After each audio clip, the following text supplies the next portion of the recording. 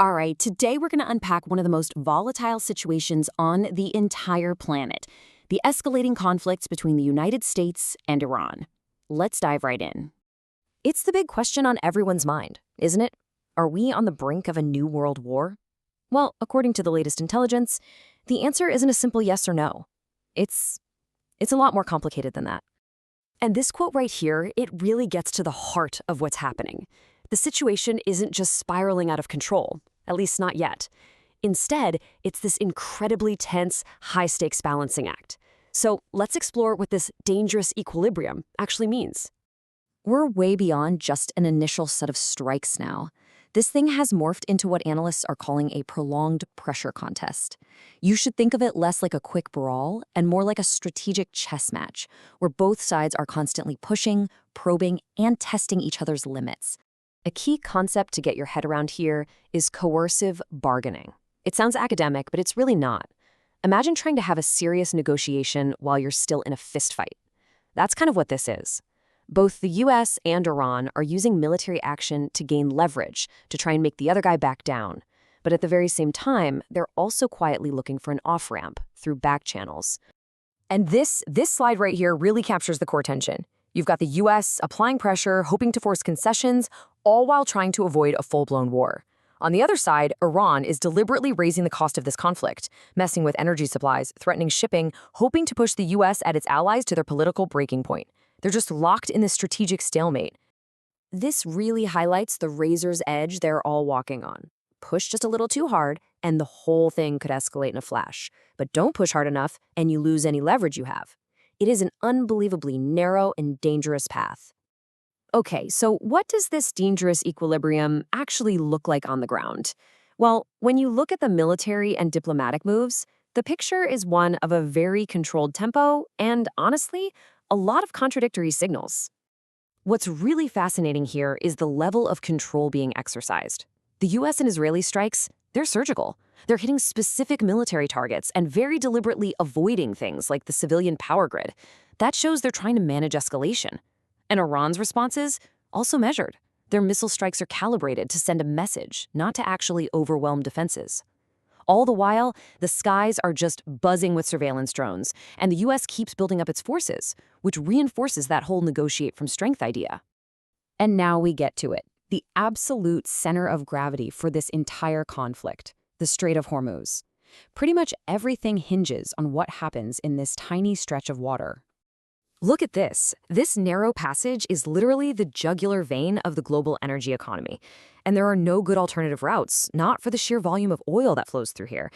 Iran's location gives it incredible leverage, with its coastline, its missiles, its drones, its mines, all pointed right at this critical choke point. And that leverage, it really comes down to this one number: 20%.